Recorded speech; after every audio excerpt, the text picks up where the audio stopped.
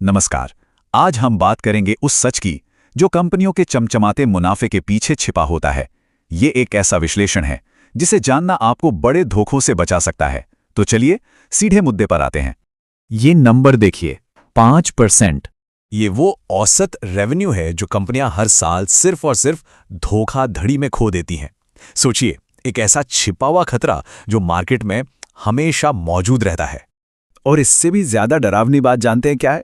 जब तक कोई फ्रॉड या घोटाला सबके सामने आता है, तब तक औसतन 12 महीने, 1 साल निकल चुका होता है। इसका मतलब साफ है, नुकसान तो पहले ही हो चुका है। इसीलिए एक इन्वेस्टर के तौर पर हमें पहले से ही सावधान रहना बहुत जरूरी है। तो सवाल ये उठता है कि इस सच्चाई का पता लगाया कैसे जाए? इसका जवाब छिपा है अर्निंग्स क्वालिटी को समझने में। अब ये अर्निंग्स क्वालिटी क्या है? सीधी भाषा में ये हमें बताती है कि किसी कंपनी का प्रॉफिट कितना भरोसेमंद और टिकाऊ है। मतलब क्या वो असली कैश फ्लो से आ रहा है या फिर सिर्फ अकाउंटिंग की कुछ चालाकियों का नतीजा है। इसको समझने के लिए चलिए एक बहुत ही सिंपल सा एग्जांपल लेते हैं। मान लीजिए एक राजू की किराने की दुकान है। अगर राजू की कमाई रोज अपने ग्राहकों को सामान बेचकर आती है तो ये हुई हाई क्वालिटी कमाई।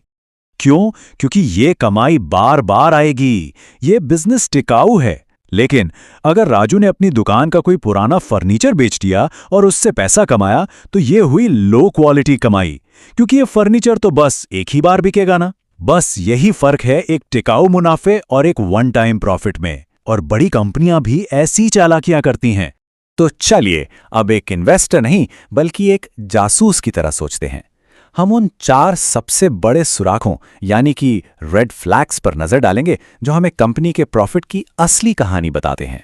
और इसमें सबसे पहला और सबसे जरूरी रेड फ्लैग है प्रॉफिट और कैश के बीच का खतरनाक फासला।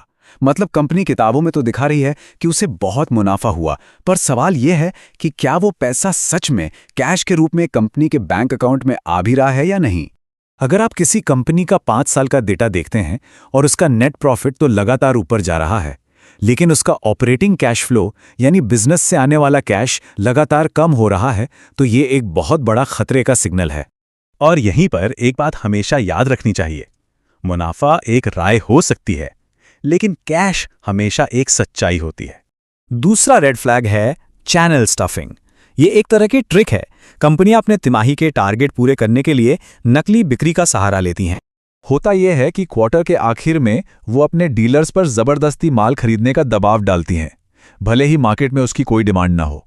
इससे कागजों पर तो कंपनी की सेल्स एकदम से बढ़ जाती हैं, लेकिन असल में वो माल बिका नहीं है, वो बस कंपनी के गोदाम से निकलकर डीलर के गोदाम में पहुंच गया है। और यहीं से हम सीधे अपने तीसरे रेड फ्लैग पर आते हैं, बढ़ती हुई इन्वेंट्री। सीधी सी बात है, अगर माल बिक नहीं रहा है तो वो कहीं तो इकट्ठा होगा ना, गोदाम में।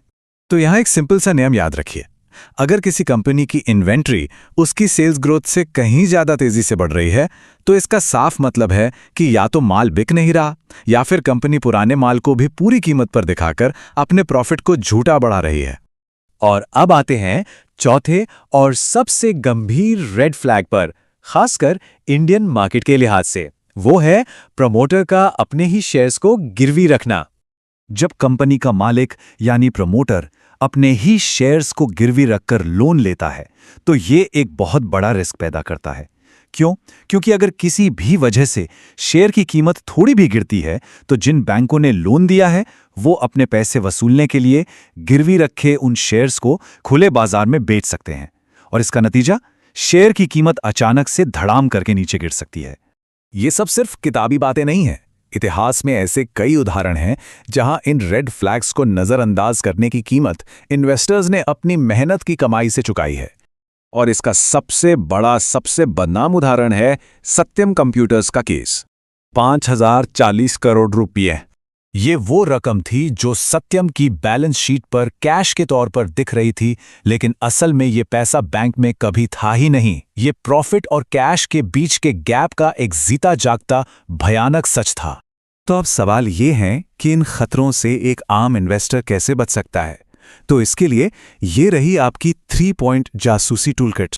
अगली बार किसी भी कंपनी में पैसा लगाने से पहले ये 3 चीजें जरूर चेक कीजिए।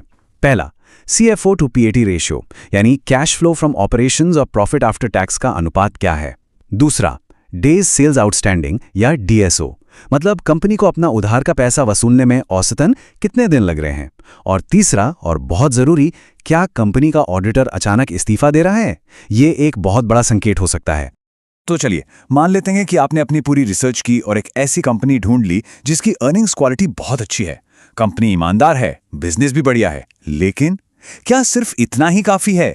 सोचकर देखिए, आपको एक अच्छी कंपनी तो मिल गई, पर कहीं आप 10 रुपए की चीज के लिए 100 रुपए तो नहीं दे रहे, क्योंकि एक बेहतरीन कंपनी को भी गलत यानी बहुत ज्यादा महंगे दाम पर खरीदना एक खराब इन्वेस्टमेंट ही कहलाता है। अब इस सही कीमत का पता कैसे लगाया जाए, इस पर हम बात करेंगे अपने अगले विश्लेषण में।